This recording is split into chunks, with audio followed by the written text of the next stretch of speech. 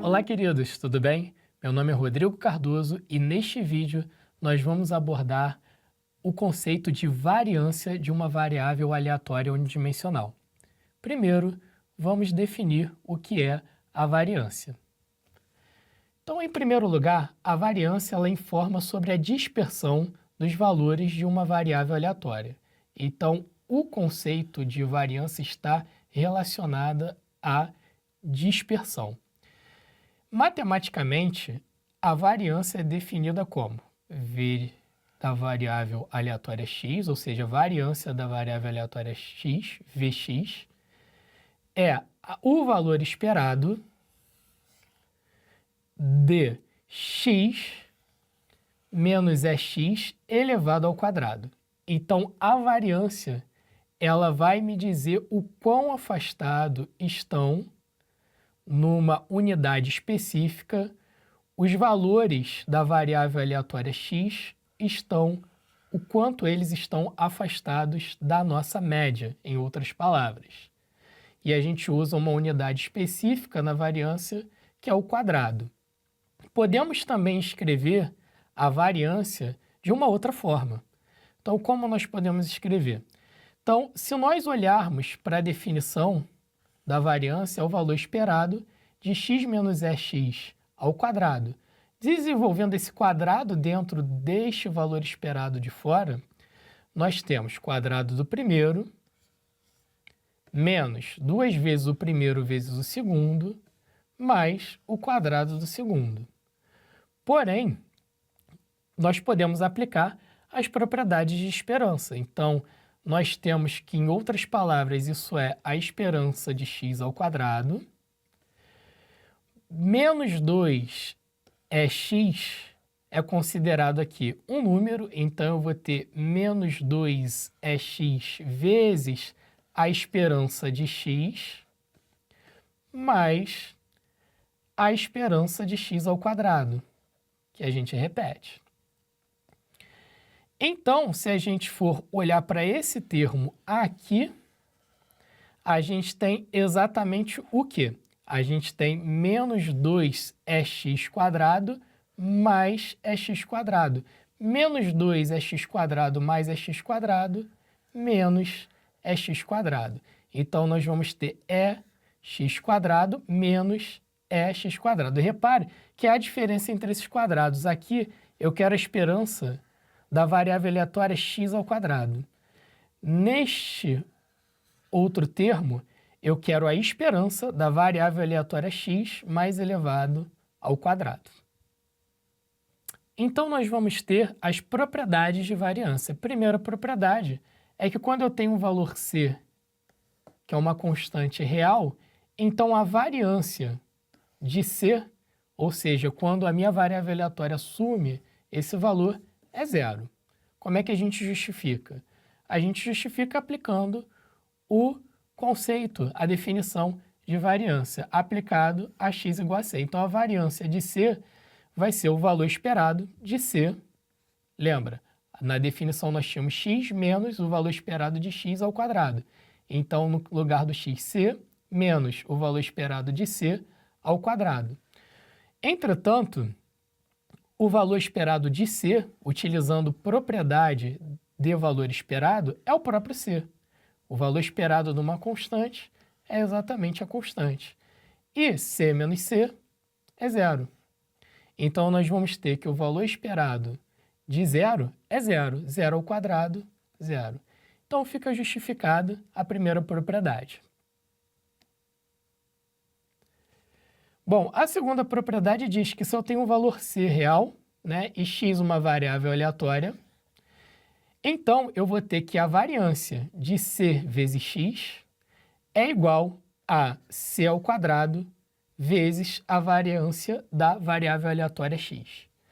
Então, como é que a gente justifica? Dessa vez, a gente vai utilizar, para justificar essa propriedade, a segunda forma de escrever a variância. Então, eu vou ter que a variância de c vezes x é o valor esperado de c ao quadrado x quadrado, ou seja, esperança do cara de dentro do parêntese ao quadrado, menos a esperança de cx elevado ao quadrado. Então, eu estou utilizando aqui a segunda forma de definição da minha variância para justificar essa propriedade.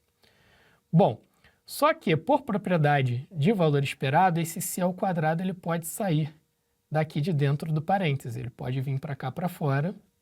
Então, eu tenho c ao quadrado é de x ao quadrado.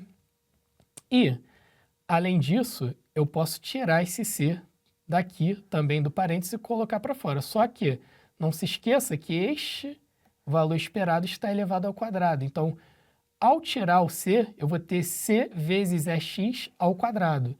Então, se eu distribuir o expoente, eu vou ter c ao quadrado é x quadrado. Porém, o valor c quadrado, ele é comum nesses dois termos. Então, se ele é comum, eu posso colocá-lo em evidência. Se eu colocar em evidência, para o primeiro termo sobra x quadrado e para o segundo termo sobra x elevado ao quadrado. E nós temos que esta expressão aqui é exatamente a segunda forma de nós expressarmos a variância da variável aleatória x. Então, isso é exatamente o v de x. Então, x quadrado menos x elevado ao quadrado é a variância de x, o que fica justificado a propriedade número 2. Na propriedade número 3, nós temos b uma constante e x uma variável aleatória. Então, a variância de x mais b, x variável aleatória, b constante, é a própria variância da variável aleatória x. Então, como é que a gente justifica? Nós justificamos exatamente utilizando a primeira forma de definir a variância matematicamente. Então, a gente vai ter que a variância de x mais b é exatamente o valor esperado de x mais b menos a esperança de x mais b, tudo isso elevado ao quadrado. E assim, o que nós vamos obter? Bom, pela propriedade de esperança, E de x mais b é de x mais E de b. Com o sinal de menos, eu vou ter menos EX menos EB. Bom, além disso, novamente por propriedade de valor esperado, a esperança, né, de uma constante é a própria constante. Então, eu vou ter que o valor esperado de b é o próprio b. Daqui, nós temos b menos b. Nós podemos eliminar esse b, porque b menos b, zero. No final das contas, nós vamos ter esperança de x menos EX ao quadrado. E isso é exatamente, por definição, a variância da variável aleatória x. Além disso, nós temos uma outra medida de dispersão para variáveis aleatórias, que é o desvio padrão. O que é o desvio padrão? O desvio padrão é a raiz quadrada da variância. Então, eu vou ter que o desvio padrão de uma variável aleatória x é exatamente a raiz quadrada da variância da variável aleatória x. E ele tem uma vantagem. O desvio padrão ele pode ser expresso na mesma unidade de valores correspondentes à variável aleatória x. Repare que quando eu expresso a minha variância, eu tenho um quadrado, o que foge um pouco da unidade utilizada para medição de valores lineares, se forem o caso. No caso do desvio padrão, eu retiro essa quadratura, eu retiro esse quadrado e torno os valores lineares numa unidade que se aproxima da unidade dos valores utilizados para a variável aleatória x. Então, essa é uma possível facilitação da interpretação do desvio padrão. Além disso, nós temos distribuições simétricas. E como é que a gente pode identificar essas distribuições? São aquelas cujo valor esperado é igual à mediana e à moda. Ou seja, quando eu tenho uma distribuição deste tipo, ou seja, eu tenho uma simetria na distribuição, ou seja, eu tenho a minha média convergindo para este valor, e além disso, a minha mediana aqui, e além disso, a minha moda aqui, por ser o maior valor, eu tenho uma distribuição simétrica. Então, esta configuração me remete a tipos de distribuição simétricas. E, além disso, eu posso imaginar uma curva deste tipo. Esta curva ela é muito utilizada no cálculo das probabilidades. E é uma curva que pode ser estudada em outras aulas, em outros vídeos, em outros conteúdos. Além disso, nós temos distribuições assimétricas. Nós temos dois tipos. Nós temos aquelas que são alongadas à direita porque ela tem um decaimento à direita, e a gente diz também que ela é positivamente assimétrica, porque o decaimento dela está no sentido positivo do eixo horizontal. Além disso, nós temos distribuições assimétricas alongadas à esquerda, e elas são caracterizadas à esquerda por terem esse decaimento, um decaimento para a esquerda. E a gente diz que esse decaimento ele também é caracterizado como negativamente assimétrico, ou seja, o decaimento ele ocorre na direção esquerda do eixo horizontal. Bom, além disso, nós temos aqui um exemplo que associa a teoria à prática. Então, o lucro diário L de uma corretora em milhões de reais é L igual a 2L1 mais 3L2, em que L1, o lucro da área industrial, é uma variável aleatória com variância 16. E L2, o lucro da área comercial, é outra variável aleatória com variância igual a 4. Então, nós temos que o lucro é dado em função de duas variáveis aleatórias, com uma sendo o lucro da área industrial, a outra sendo o lucro da área comercial. Além disso, a variância do primeiro é 16. A variância do segundo é igual a 4.